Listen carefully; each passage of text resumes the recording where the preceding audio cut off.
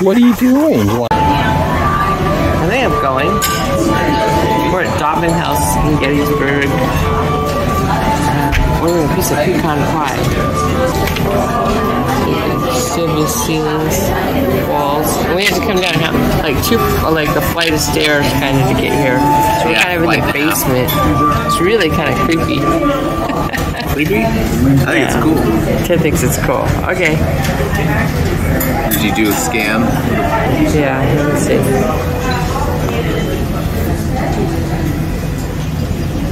Yeah, it's really neat.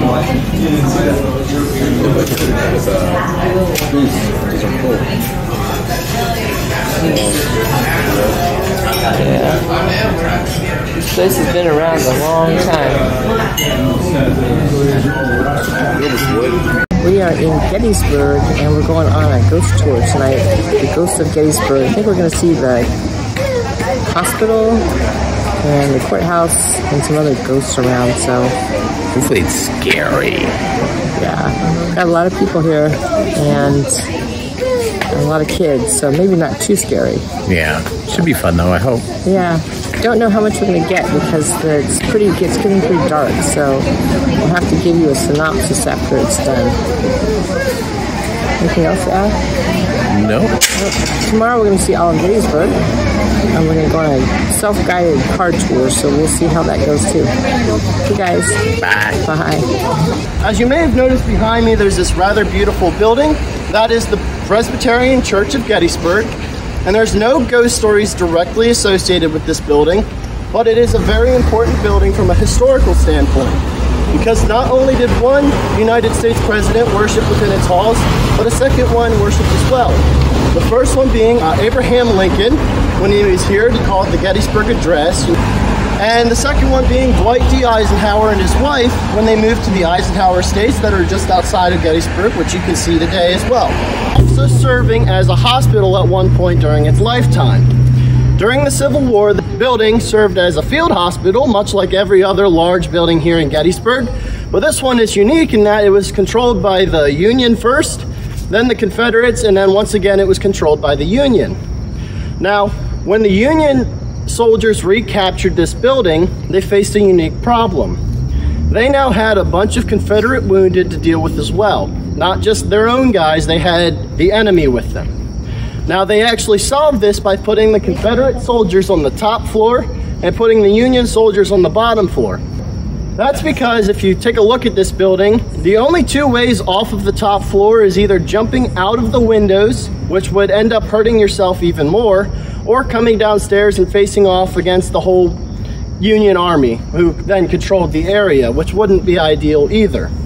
Now, this building also saw hundreds upon hundreds, if not thousands upon thousands of battlefield operations. Does anybody know the #1 operation in the Civil War? Amputation. Yep, and that is because the bullets of the Civil War would flatten out in the soldiers' arms and it would shatter bone, and there was nothing they could do to save these soldiers' arms and legs, so they would just cut them off.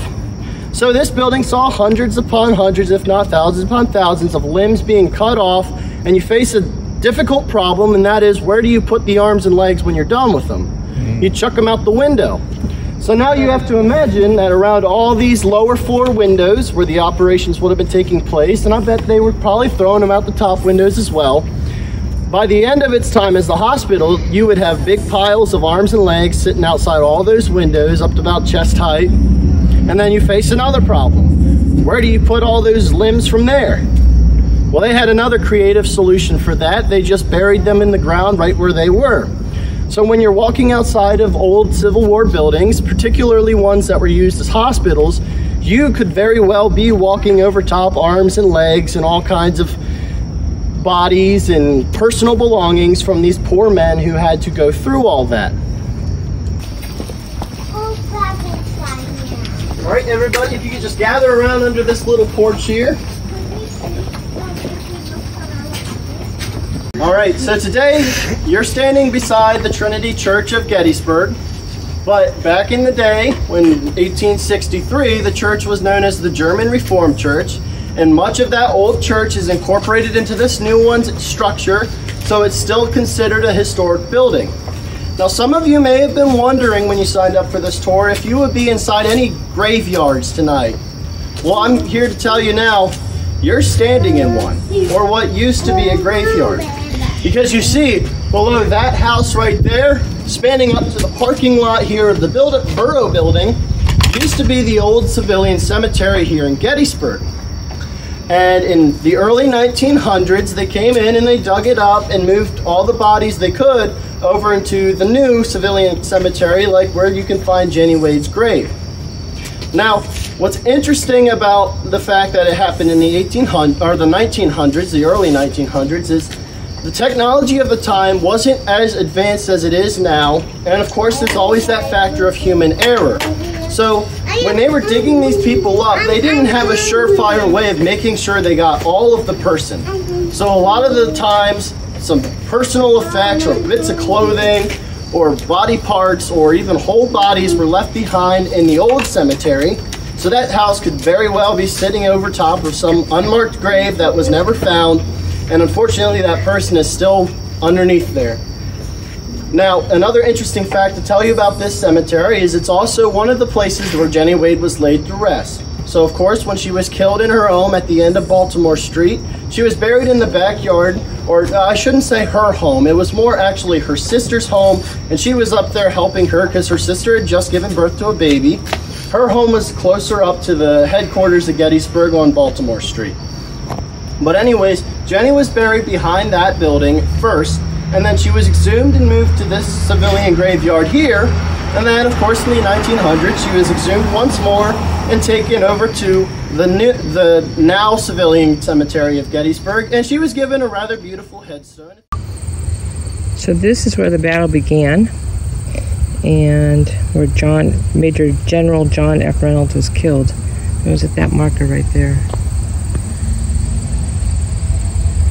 And this is where the Battle of Gettysburg started, in this field.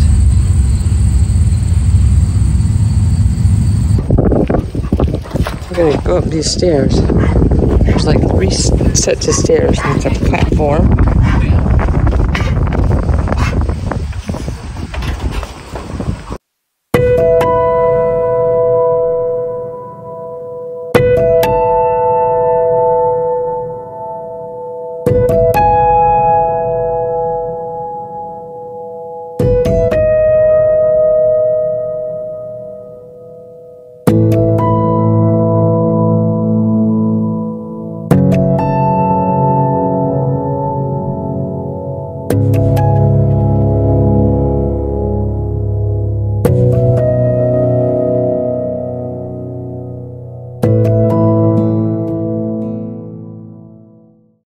Never thought I'd be so far from home. Never thought our love could grow so cold. Never thought we had to run through burning fire. Never thought I had to miss you and I. Life changes as we know it.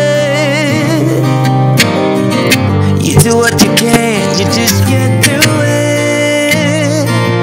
It's a mystery how people can get by on this little love as you and I.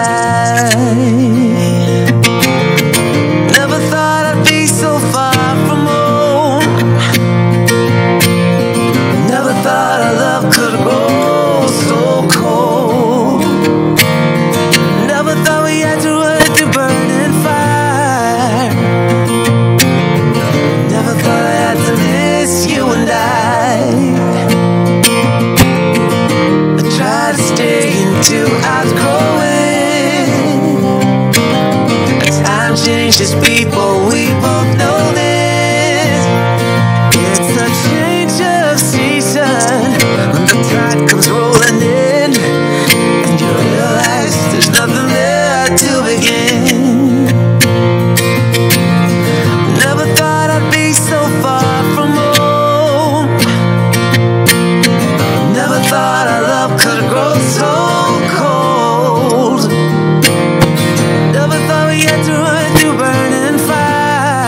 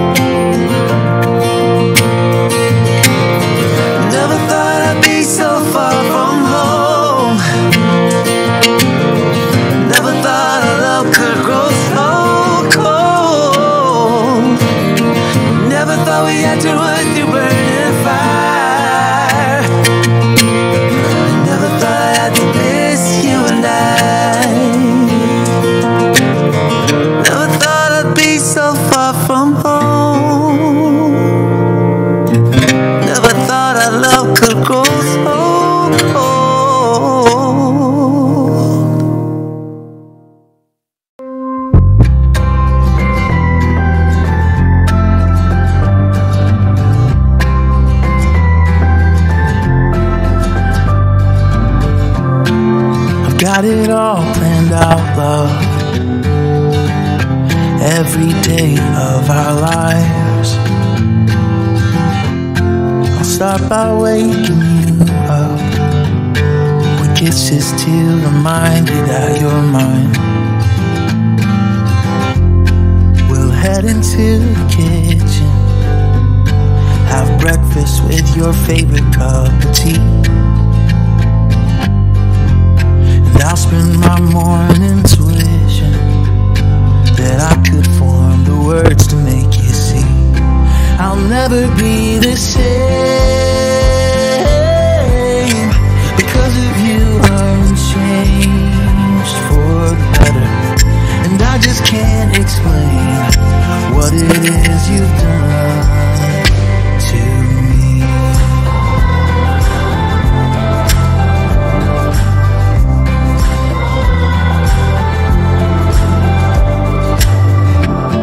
You walked me down the pavement, right up to my driver's door. I roll my window down, start waving, 'cause my whole life is standing on that porch. 9 months never move so quickly, the next few years will surely get away. But while you grow and we keep making memories, I'll be sure to tell you every day I'll never be the same. Because of you I'm changed for the better, and I just can't explain what you've done to me. I'll never be the same since the day you came, and I just can't explain what it is you've done to me.